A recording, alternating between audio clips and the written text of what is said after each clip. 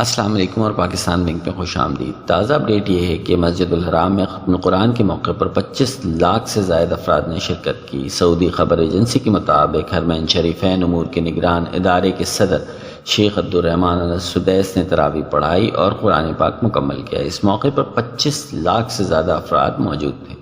ختم قرآن کے موقع پر مسجد الحرام کے اطراف اور اس اطراف آنے والی تمام سڑکیں کھچا کھچ بھری ہوئی تھیں۔ لاکھوں مسلمانوں نے اللہ تعالیٰ کے حضور، عالم اسلام اور مسلمانوں کی خوشحالی، امن اور سلامتی کے لیے رقت آمیز دعائیں کی۔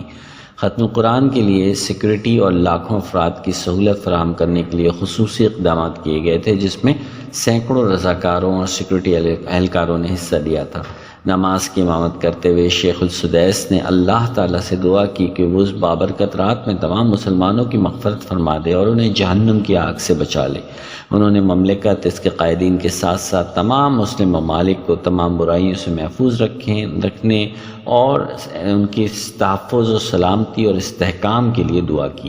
نمازیوں نے دن کے اوائل سے ہی اس عظیم الشان مسجد کا رخ کرنا شروع کر دیا تھا۔ جامع مسجد کے تمام فلورز بھرے ہوئے تھے اور نمازیوں کی قطاریں صحنوں اور اس کی طرف جانے والی سڑکوں اور گلیوں تک پھیلی ہوئی تھیں۔ اسی طرح کی مزید اپڈیٹ حاصل کرنے کے لیے پاکستان بینک کو لائک اور سبسکرائب کر لیجئے۔ شکریہ۔